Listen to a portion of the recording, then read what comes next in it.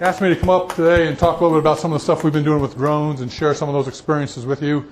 I'm going to talk a little bit about selecting drones, and if you're thinking about getting one of these in your operation, what are the things you need to look at?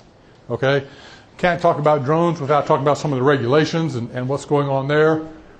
We're going to talk about the uses and how we're using some of that imagery in Knox County with some of the work that we're doing. And then maybe look into that magical crystal ball a little bit and try to guess what's going to happen in the future with some of these things. So, again, I'd rather just stand up here and talk to you guys instead of looking at slides. So please, if you have a question, just ask, and we'll try to answer those questions as we go. Unmanned aerial vehicles. That's kind of a mouthful. Unmanned aerial systems. You may have heard that too. How come in some ag circles they don't want us to use the word drone? What do you guys think? Military?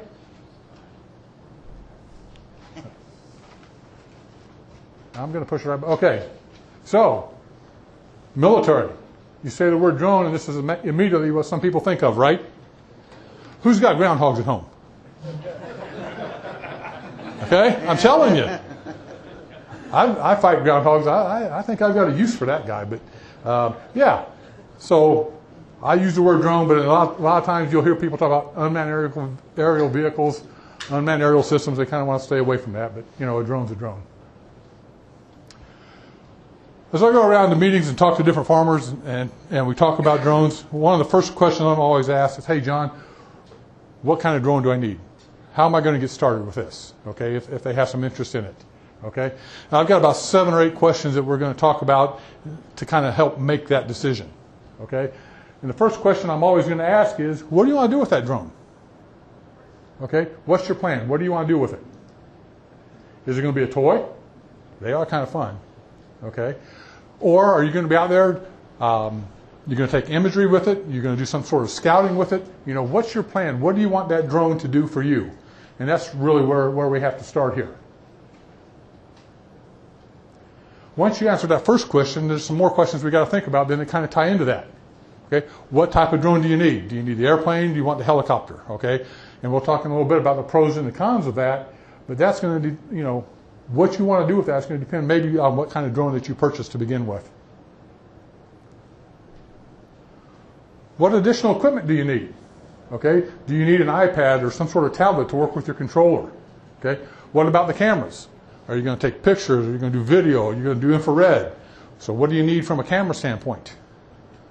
What about your computer? Has it got enough power to process all this data? Is your hard drive big enough? Do you need an external hard drive? Okay, a lot of equipment questions that you've got to answer with this as well. What about software? Okay, are you going to get some sort of autopilot software that allows that drone to kind of fly on its own? Okay, do you need some kind of software to stitch the images together? Do you need something to process those images once you get them stitched together? Again, where are you going with this? What do you want it to do? These are some of the questions that you need to answer up front. And then the big one, how much do you guys want to spend? Okay, we heard him talking a little bit ago about ROI and your return on investment. Do you expect some sort of return on this investment? Or again, is it just something that you want to do because partly it's fun? Okay, how much do drones cost today? What do you guys think? $2,000. Anybody else? 500 to 10,000. 500 to 10,000. You might say 500 to more than 20,000, and up. They're all over the place. Exactly. So you got to look at, okay, how much do I want to spend? What do I want it to do? Where are we going to go with that? How much time do you have? Okay, this stuff requires a lot of time. I'm farming now, and let's say I'm not really scouting my fields like I should be, but I don't want to use this drone to scout my fields. Where am I going to get the time to do that? Maybe I can do it more efficiently with the drone than I can walking through that field, but I still have to have the time to do it. Okay? If I'm going to get into the imagery and start putting all those pictures together and doing some infrared stuff, that takes a tremendous amount of time. 140-acre field, if you're doing infrared type imagery, you could have anywhere from 240, 250 pictures up to over 400 on a 40-acre field. You got to hook all those together. You got to stitch all those together and then process that image. That takes time. Do you have the time to do that? And if so, what do you have to give up to be able to do that? So Again, this is all stuff that we need to think about ahead of time. Do you need a license to fly that drone? And we're going to talk about regulations here in a little bit, but that may affect, how do these regulations affect what you want to do with your drone? And the last one, what about insurance? Do you need insurance on your drone? Crashes happen. Okay? You fly long enough, crashes are going to happen. That's a really nice, about an $18,000 drone right there. Okay, with all the equipment that came with it. That's what it looked like after it fell 350 feet out of the sky. That's a really horrible feeling when you see that thing coming down. There's nothing you can do. Luckily, the infrared camera here, about a $7,000 camera, it was salvageable. That was about all that was left on that thing when that hit the ground in a soybean canopy. Okay? So the question becomes, if you fly these long enough, something like that's probably going to happen regardless of the price of your drone. Who pays for that? Okay? You're going to go out and buy another one? Was it a mechanical issue the company stands behind? Do you have insurance? You know, you got to think about that because that's going to happen. Okay, let's go back and try to answer some of these questions. The two main types of drones that we're looking at are the fixed wing or the multi-rotor, you know, the airplane versus the helicopter. Each one of them kind of has its own set of advantages and disadvantages. Okay? The airplane, the biggest advantage with it is you have a longer flight time. Okay? The battery life on most airplanes is somewhere between the 40 to 60 minute range for flight time. Okay? Allows you to cover quite a few acres in that amount of time. Okay? Those are the biggest advantages. It's got several disadvantages as well. On the airplane, somehow you got to get them in the air. Okay? How are you going to do that? This is a picture of a friend of mine. He has this airplane. He's got to carry that catapult around. Okay? You got to get that thing, first of all, you got to haul it around the back of your truck. Then you got to set it up and, okay, which way is the wind blowing? How am I going to take off? When it takes off, whose field is it going to be flying over? Okay, and can I fly over my neighbor's field on that takeoff to come circle back around to get to the field I want to scout or I want to take images of? Okay? There's others that you can take off and run and throw them in the air. Okay? I've got a bad knee. It's going to have to be replaced here one of these days, and I know that if I took off running through a field and tried to throw that thing up for it to take off, what's going to happen? My knee's giving out. I'm going to the ground. That airplane is too. Okay? Something to think about. How are you going to get them in the air? But more importantly, how are you going to land it? Okay? Most of these airplane manufacturers, they tell you they want you to glide them. They call it gliding. I call it crashing. They want you to glide them into a crop canopy, soybean canopy, alfalfa canopy, maybe a wheat field. Okay? What happens if you're scouting or taking images over a cornfield? Where are you going to land it at? How are you going to land that one? My neighbor's got a soybean field right across the road that, you know, my son and his daughter used to date. That didn't end real well, so he won't allow me anywhere near that soybean field. Okay? So where am I going to end it? Where am I going to land that thing at? That's a real big issue with the airplanes. Also the durability. How many times can I glide that into a canopy without doing some damage to the frame of that, to the body of that aircraft? Okay? And what if I miss the soybean field and hit the road? Okay? Those are the kind of things we look at. And a big one for me, you don't have the ability to hover with an airplane. It's going to fly pretty much at a constant speed over those fields. Okay? So those are something to think about on the airplane. If you take the airplane and the helicopter and just kind of flip the pros and cons, that's what you're going to end up with. The helicopter can pretty well take off and land just about anywhere you want. I was at a drone show one time. The guy had it sitting on the bed of his truck on one of those tonneau covers, took off and landed right back on the bed of his truck. I don't have enough guts to do that because I don't want to tear up my truck, but you know, you can take off, you can land the helicopters just about anywhere you want. I can hover. Okay? If I'm out in the field, I can hover right over the top of that crop canopy. I can pull up to a weed as close as I dare without running into it and crashing. Okay? I can get as low to that crop canopy as I want to. I can fly at different speeds, okay, depending on what I'm doing. If I'm scouting a field, I may fly, I don't know, 10 miles an hour. If I'm shooting a video, maybe I'm down around 5. Okay? If I'm doing infrared imagery and I'm up higher, you know, maybe I'm running 30, 35 miles an hour, something like that. I can do a lot of different speeds with the helicopters than I can with the airplanes. But there's some major disadvantages there too, and the biggest one is the flight time. Okay, Rough rule of thumb, the helicopter's going to be roughly half of what the airplanes are. And that'll vary a little bit depending on the model, but about half the time. You're going to get 20 to 30 minutes out of a helicopter, cover a lot less acres. Okay? It's not that big a deal. You can set it down. Takes about 5 minutes to switch out batteries and take off again. Later on, I'll show you a picture where we flew a field and we didn't get the whole field because we didn't have enough battery. But you can adjust for that. But those are really the pros and cons. You've got to help you decide in a way which way you want to go when you're looking at some of these different units. Really, when you're putting together this whole thing, it's like putting together a puzzle. Okay? You've got to look at the different pieces, what you want there. How do they all fit together? Do those pieces fit together or do they not? Every one of those guys has to talk to each other. Okay? You see, that's kind of a busy slide. You see a lot of arrows pointing that way. In reality, there should be a lot more arrows up there. I could have filled that whole thing with arrows because each one of those needs to talk or be able to communicate with the other one. The easiest part of that whole puzzle might be the actual aircraft. Okay? What kind of controller are you going to get?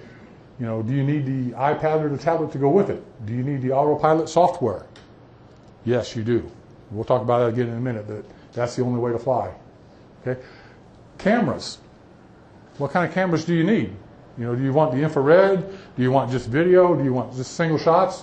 What kind of cameras do you need, and will it work with that aircraft? Will it work with that controller? Will it work with that autopilot unit when you're flying that mission?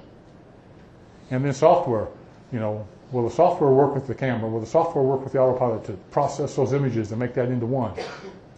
And then down there in the corner, you got your computer. Do you have enough computer, and will it talk to everything else? So all those puzzle pieces need to come together to make this system work. And they will, and when they do, you kind of get to see the light, and those pictures and those puzzle pieces kind of come together for you. And there's different ways of doing that. You can buy a whole package, or you can do it yourself and try to piece it together. It's just whichever method you prefer on that. But the big thing is everybody has to talk to each other. I mentioned autopilot a minute ago, and I said that's the only way to fly. Unless you're just out having fun, you definitely want autopilot. Why is that? If I'm out flying over a field, and let's say I'm scouting that field, okay? If I don't have autopilot and I'm manually flying that aircraft, where are my eyes? Or where my eyes better be? Better be up on the aircraft, right? So if I'm looking up there and I'm scouting that field, how am I going to see what the aircraft is seeing down here? Okay? Can't do it unless I'm recording the video, then I go back and watch the video later, just basically double my time. Okay? So that autopilot is definitely the way to go. With that, and you can see a picture of, there's different software, different apps that you can get to do that. This is a flight pattern for that. You can set that before you ever leave your shop, your office, your desk, wherever you're coming from. And that can be any pattern. It can be just a straight up and down, back and forth like that. I could make that a circle, an oval, a star. You can make those just about any shape you can come up with. The neat thing about that also is, you see this pointer doesn't show up on here. You see this little button right here. What's that look like? Pause button. So while that aircraft is flying, if I hit that pause button, guess what it does? If it's a helicopter, it stops, it hovers, it pauses. Okay? So I'm flying over, I see something, I hit that pause button. Now I can take control of that with my remote, come right down to that crop canopy and take a look at what's going on down there. Once I hit that pause button, then it kind of turns to a play button. Once I'm done looking around and I fly down and take a look at it, I'm ready to continue. I just hit that play button. It jumps back up to whatever that height's supposed to be and continues on that flight pattern. Okay? Guess what else happens every time I touch the sticks if I'm flying that manually? Every time I move those sticks on that remote, what happens? It comes off autopilot, yep, and it uses more battery. Okay, battery's already a limiting factor, I said, for the helicopters. Every time I move that stick, I use more battery. They can fly much more efficiently in the autopilot mode than they can with me flying them. Okay, because I'm not even going to come close to flying something like that. I'll be all over that field. Okay, if I've got imagery up there, if I'm trying to do infrared images and I'm shooting every 2 seconds, taking that image, and I'm flying all over that field, that's not going to work.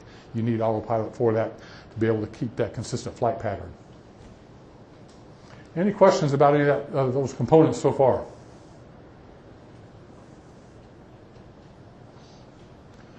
Okay, let's change gears and talk about regulations. What do you guys think? Do we need regulations with drones? Yes. A lot of yeses. Why?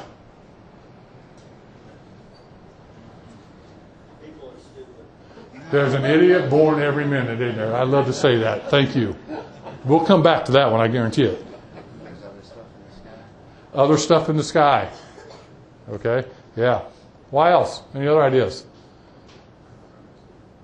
Privacy, I hear somebody say? Absolutely, privacy. What about panic? Okay? Do drones scare people?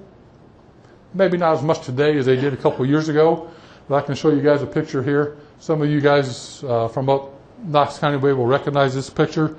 Picture of downtown Mount Vernon. This was a Sunday afternoon about 2 years ago. Somebody decides to take a drone out and fly over downtown Mount Vernon on a Sunday afternoon. I'm telling you guys, you would have thought the Japanese were coming. Okay? They called the city police. People were calling the sheriff's department. One of the deputies calls me, "Hey, John, you got your drone out today?" I said, "No, guys, it's not me." Okay? They were just scared. Now, today, drones are a little more prevalent. Maybe that wouldn't happen today. But a couple of years ago, yeah. Well, what's that guy doing with that drone? Why does that drone need to fly over downtown Mount Vernon? You know, what's the purpose of that? Stupidity, I heard somebody say, right? Idiot born every minute? Yeah. I like saying that. I'm going to say that a couple more times before I'm done here today. You guys may have seen this story as well. Anybody recognize that? That's that Space Needle restaurant in Seattle. Anybody ever been there? Some of you guys have? That's a long way up, isn't it? Okay, good. Remember that. That's a long way up. Okay? The way this story goes, there was a guy that worked for Amazon. You know, Amazon's trying to get big into these drones with package delivery and all that kind of stuff, right? And in this story, I'm not really sure who the bigger idiot was. But right across the street from the Space Needle restaurant is a hotel. And this guy has a bright idea. He's going to open his hotel window, take his Amazon drone and fly it over around this restaurant. Okay? The guy from Amazon lost his job over this deal.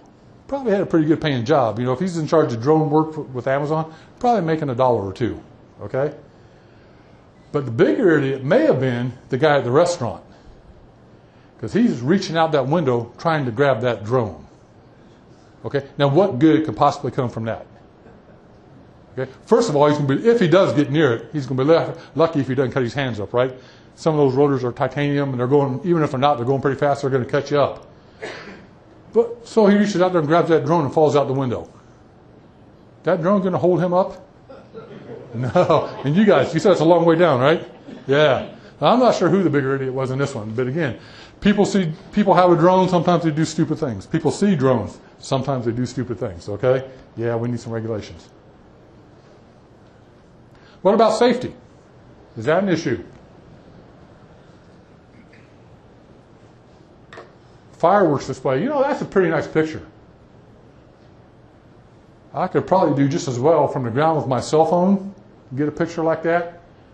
But this guy decides he wants to fly his drone up there and get a picture in the middle of a fireworks show. What do you suppose happened? What could have happened? Let's start there. What could have happened? Sounds like a darn good way to get one shot down, right? Yeah. What do you suppose the folks, when they saw that thing flying up there, what do you suppose the folks in charge of the fireworks show did? They shut her down. And they get over to the loudspeaker and say, "Will the idiot flying the drone please land it?" Okay? What do you suppose the guy with the drone did?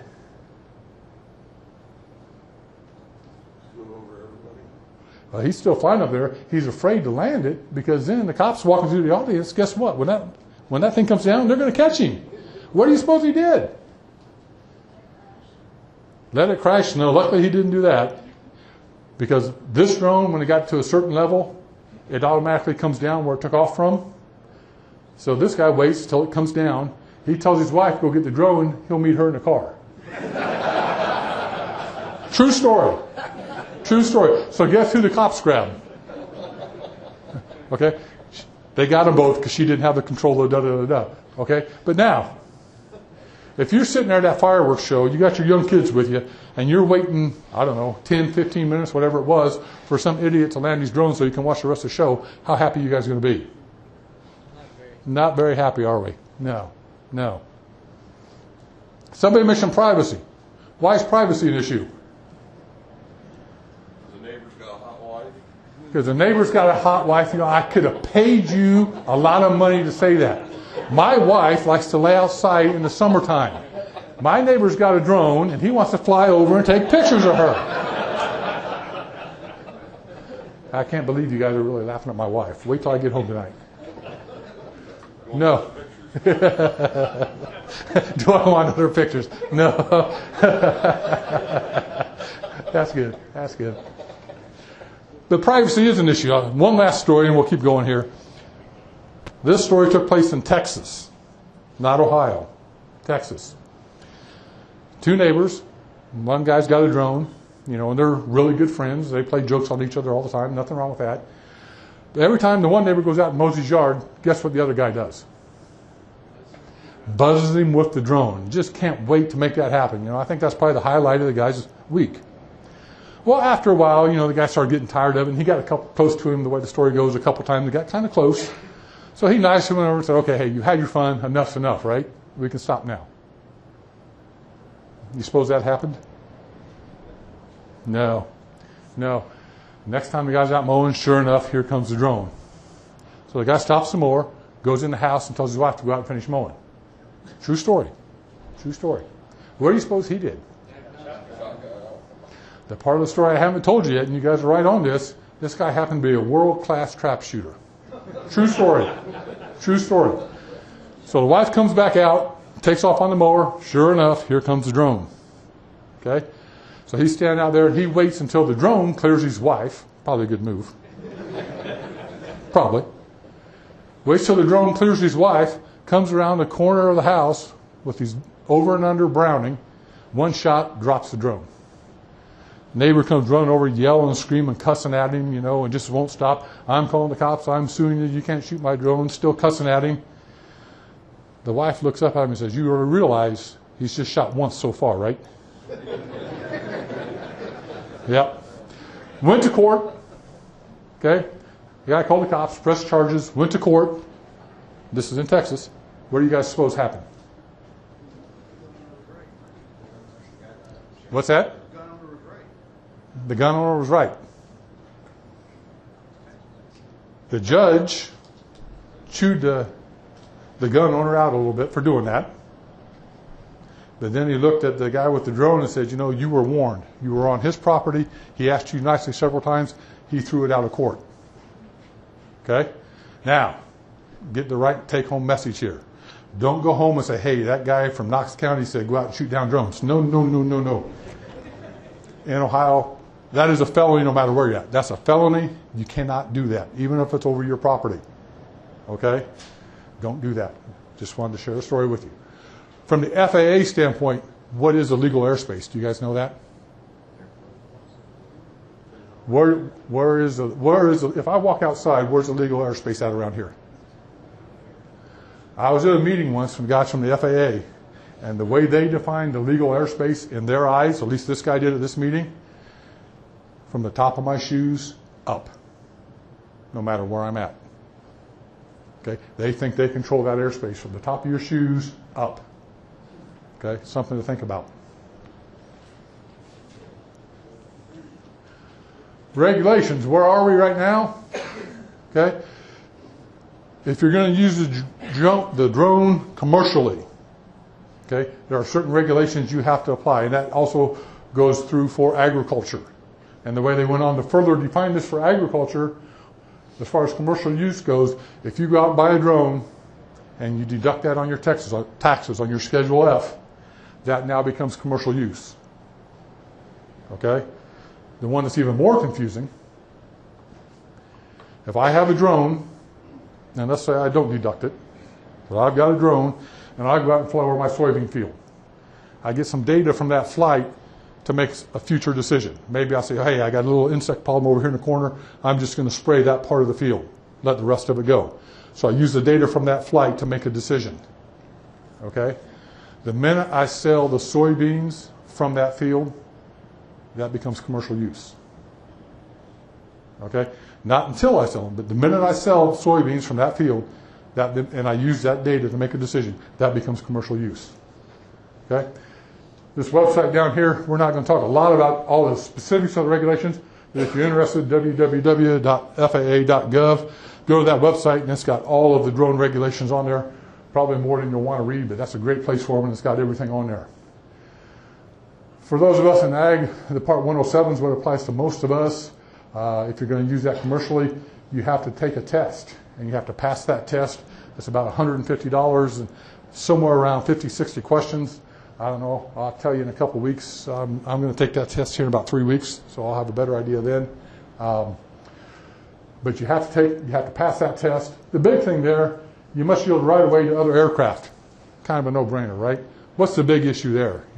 We're out in the field, in the country, in the middle of nowhere. What's the big issue there? What do you guys think? Crop dusters. Crop dusters is one. What else? There's one more. The one I see more often than not is the med flights. Those guys just pop up out of nowhere. A lot of times you can hear them before you see them, okay? You hear something like that, just bring her down and get out of the way because they're not going to see that little drone up there. So those are just some of the things you've got to watch for, okay? Less than 55 pounds, no more than 400 feet. It's got to be a line of sight. No careless or reckless operations. That takes most of my friends out of flying right there, okay? And again, there's a whole lot more. I just wanted to highlight some of the big ones. Questions on regulations before we move into some of the uses? Anybody? Yeah. Soil and water purchase one and use it to scout fields for the county or for an owner, and then that owner makes decisions off of that information. How does that? Soil and water purchase it, and they provide that information to farmers in the county. My understanding of the regulations would be that the soil and water would have to have their 107 on that to be able to do that legally, is my interpretation of that. So one individual. The person, the pilot, the person doing the flying, okay, and then they can provide that data to whoever, whether they charge for it or whether they give it to them. And then you'll get to this later, I'm sure, but I can just see our county insurance lady. That's a very good point, because if something happens, that's going to fall back, from soil water, that's going to fall back on the county commissioners and the general fund and whatever. Yeah, that's something that I would think there's probably been some conversation, or I hope there's been some conversation there. How does that affect, with the county government policies? Yeah. Yeah. Other questions? Okay, uses. Obviously, with the drone, the biggest thing we're going to do is talk about imagery. Okay, we can use that to get whole farm or field views. We can use that to create management zones as we're flying over those fields and looking at different things. Use that to either create or to verify management zones that we've already created. Excuse me. We can fly those fields and kind of look at crop conditions and decide if we need to schedule any pesticide or fertilizer applications. Okay. We can also fly over those fields and say, hey, is it time to make another application? What's going on in that field? Is that corn getting a little yellow? Do we need to give it another shot of nitrogen? Something like that. We can find errors in those applications. Did I have a nozzle plug? Was my fertilizer not coming through the planter right, and I had a couple rows plugged? I have a lot of skips out there, whatever that might be. We can use that to kind of validate some of the things that we've already done during that growing season and then go back and fix that.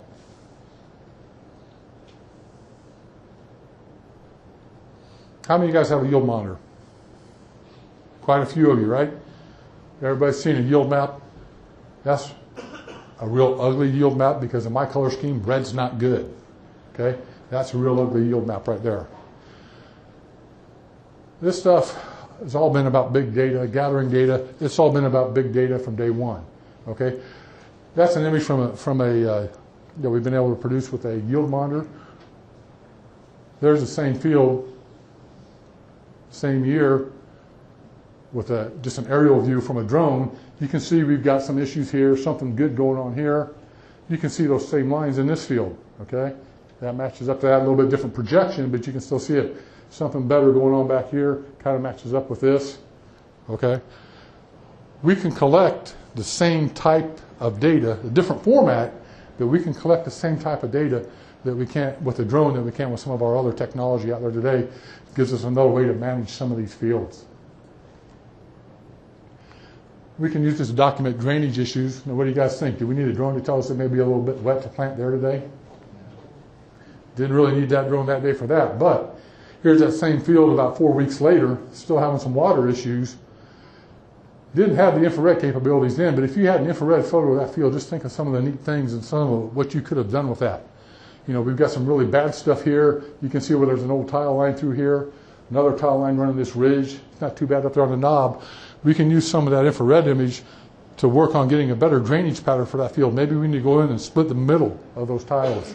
Maybe we need a whole new systematic approach to some of that tile to fix that drainage. That's one of the ways that some of this imagery can really help out. When we're flying over bare ground, you know, we can use that to look at drainage patterns, maybe to help us with some of those management zones. What else do you guys see in that picture? Soil types. Soil types. What else do you see in that picture? You see these white lines? Can you see, I don't know if you guys can see those in the back. There's a GPS tile map of that field. And a lot of these bare type soil, if you've got old tile lines, and depending on the moisture condition in that field, you can fly over that field and some of that bare soil, pick up some old tile lines that you may not have a map for, and go in and try to fix some of that. You can do the same thing with Google Earth if that satellite image is done at the right time. Scouting fields, and we talked about that. You know, we can look at weed, insect, disease things as we're scouting those fields. Depending on how good of a pilot we are, you know, we can pull right up to that weed and try to identify it. You know, I could have been standing clear over by that tree line, seeing that weed, hovered right up to it to try to identify it. You can do the same thing with disease. You can do the same thing with insects. But what's the problem with disease and especially insects, trying to identify them when you're in a helicopter like that? Time. What's that? Time. Time? What happens when I bring that helicopter down? Those leaves start going all over the place, right? On a disease, I can come back up and I can get that to slow down and still get a pretty good idea if it's a leaf disease, what's going on there, but not with an insect. Okay, that gets pretty tough because those insects get out of there when those leaves start moving like that. But there's some new cameras that are going to be coming out that you can control with your remote control, stay up high and use a zoom on there and zoom down and pick up those images. And we're not too far from having some of those ready to go. We can look at plant stand. Okay, this was a field that was planted in the middle of June just because, again, it had been so wet. The guy finally decided, hey, you know, the stuff's not going to grow in the bag, so I'm going to mud it in. Okay, it looks a lot different from the air than it did from the ground when you're walking through there. When you get a bird's eye view like that, it's like, wow, this really isn't very good. Okay, but again, it was really muddy. It was also pretty muddy when he sprayed. Okay, those aren't tire tracks. Guess what those are? Those are ruts.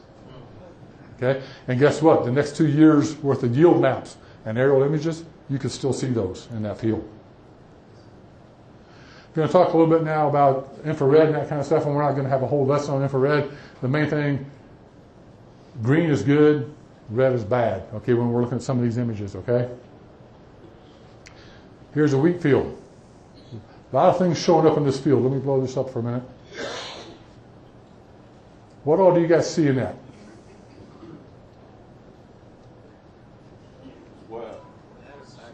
Okay, the green's good, the black and red not so good. Okay, first of all, we can see some tire tracks all the way through that field, right? Okay, see these lines running at a diagonal? What are those? There's that tile map again. Okay, this image was taken June 20th. Okay. There's a yield map from that field. Now, we said that black, red, not real good yield, right? Here's my yield legend. How'd this part of the field yield? Pretty darn good for us. 100 bushel wheat's real good for us. Okay? What happened there? Our infrared image tells us this doesn't look very healthy. But dang, it yielded pretty good. What happened? Say it again? It was getting ripe, exactly. I shot this picture on purpose that time of year. That plant is starting to mature, okay? So it's not going to look green, as healthy as some of this stuff over here. What do you suppose this is? Weeds, grass, exactly. Exactly. So the point is, on this infrared stuff, that gives you an idea of what that plant health is the moment you take that picture, okay? And infrared is just another tool to make you go back to that field to verify what's going on, okay? 90-acre soybean field. Blow that up a little bit. A lot going on in this field. Okay, this was shot right around the 1st of June. Okay, green's good, red and black's not so good. What do you guys think happened here? Water. Say it again. Got rained out, come out, planted the rest of the field. Got rained out, came back and planted the rest of the field. What else? Any other ideas? Chemical damage. All very possible. All very possible. What happened in this field was the guy started planting. He went around the outside of the field, started planting up here, and worked his way down. Okay? 90-acre field, it was planted in 2 days. The outside and the top, he planted with a treated bean that had everything you could name in that treatment. Okay? When he ran out, he didn't empty out the drill, he just poured the new seed in on top, and it was untreated seed. So you can kind of see where that kind of filtered down through the drill, right? Untreated seed. It was, again, pretty wet that year. Okay? What do you think yielded better? Before we get there. When you walk out to this field, you looked at this part right here, those plants were not nearly as green, not nearly as healthy looking. The plant stand was reduced, good enough that you could see a pretty marked reduction just with the naked eye. What yielded better? What year is it? 2016. Lesser population. 5 bushel better. It's good that year. 5 bushel better. Yep. Yep. Again, the lesson that we're learning from this is at that point in time, and that image was dead on, at that point in time, this part of the field looked a whole lot better. There was no doubt about it. Come harvest, again, soybeans have an amazing ability to overcompensate. Okay? Again, you can see some tire tracks in here, gas well down here, different things you can pick out in that field. You can groundhog hole right here. Need that drone back to take care of that. Okay? Cost of that? Or? Yeah, cost just for a basic drone just to go out and get started. And a lot of times that's what I'll recommend is if you want to do the infrared on your own with the drone, that gets really expensive. You know, that software could be $2,500 up to $4,000. Okay? The cameras, that one camera I showed you on the drone that crashed, that was a $7,000 camera. Okay? Some of that stuff can be pretty expensive. There's other things you can do. You can take a GoPro camera and do some stuff with the lens and put some filters and stuff on it and kind of get in the ballpark. But what I tell people, you know, if you're not really sure what you want to do, go out and get an inexpensive drone. And you can get a decent drone for $1,000 or less. Learn how to fly it. They come, I've got a drone, you can get at Best Buy, $800. Okay, it's a knockoff DJI Phantom. It's just like the Phantom.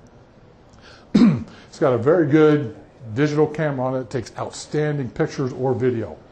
Go out, play with that, learn how to fly, take those images, and then decide where do you want to go with that. You can use that to scout your field with. Okay, so there's things you can do like that for under $1,000 very easily. And that has like some auto. That has, yeah, and you can download free apps. DJI's got some free apps. You get a Phantom or a DJI drone, they've got some free apps. That one I showed you was a DJI app that I downloaded on my iPad. So there's free apps that allow you to do that. And believe me, you definitely want to do the autopilot. It's as simple as once you have that flight pattern in, you push fly, the thing takes off, does its thing, and comes back and lands. The only thing you've got to worry about if you're doing autopilot, the only thing you've got to do is look up, make sure there's no limbs above you before you take off, and it's that easy. Yeah. Yeah. What program are you using to stitch? There's a couple of different ones, and I also have some of that work I have sent out. Since it's research, they'll do that for us. Ag Pixel is one. Oh, shoot. I can't think of the name of the other one. Agisoft is another one that I use. Yeah. You have to have line of sight for that at all times? Yes, you have to have line of sight at all times right now, the way those regulations are, yes. No nighttime flying. Anybody else? Yeah, in the back. Where do you go to get these licenses? Get on the FAA website that I had up there earlier, faa.gov/UAS, and they have listings in each state where you can go to take those tests. There's different places that have training classes and that kind of stuff. You get on the internet and there's all kinds of manuals and stuff you can download to read. From what I understand, like I said, I'll know better here in a few weeks. From what I understand, the test is $150, and it's about a 60 question test, I think. I highly recommend taking a training course. It's a whole pilot's. Yeah, have you done it? Yeah, and you guys took a training course? Yeah, absolutely, because that's a lot of, that way they can kind of guide you what to study and what to get ready. It has nothing to do with the drone. It's all reading Right. maps. It's the whole pilot's study. Right. Hold on, you guys say that again. You can practically land a 747 after taking it. I mean, it is everything with military operations zones, mapping, everything. And the test has maybe 2 questions about drone on it. Okay. Other questions? So is that for any drone or just these cheap ones also? If you're using it for commercial use, okay? If you're just going out as a hobbyist and you're just going out flying for your own personal enjoyment, you're okay then. There's still certain guidelines that you have to follow, but you don't have to have the license for that. Good question. Anybody else? Two more questions. It's cold out, your battery's only going to last half. You don't fly in the wintertime. Exactly right. Exactly right. As far as the future goes, obviously this is where our first plane, we've kind of come a long way here to a drone like that. Where are we going in the future? I'm not real sure about that, but if anybody watched the Olympics, okay, I stuck this on the end just to talk about the future stuff. These drone swarms, just pretty cool here. If you guys haven't seen, I'm sure most of you probably have. There they go. Those are drones. You talk about flight times on these cheap ones and more expensive ones. What are you talking there? Okay. I think they said they had like 1,200 drones or something, 1,280 some drones in that when they did that. Think of that swarm over your field, looking at different crop conditions, yield potential, that type of stuff. Question about battery life? Yeah, what cheap ones, what should you watch out for? Or how long do the good ones last? The big thing to watch out for on the cheap ones is what happens if you lose communication with your controller. Will it come back and land, or is it going to keep flying? And I got some stories I can tell you there, but we're out of time. Make sure it'll come back and land. Battery life, again, on most drones, you're going to be in that 20 minutes to half an hour range. The cheaper ones probably closer to the 15 to 20. The more expensive ones a little bit higher. Give John a round of applause for his time.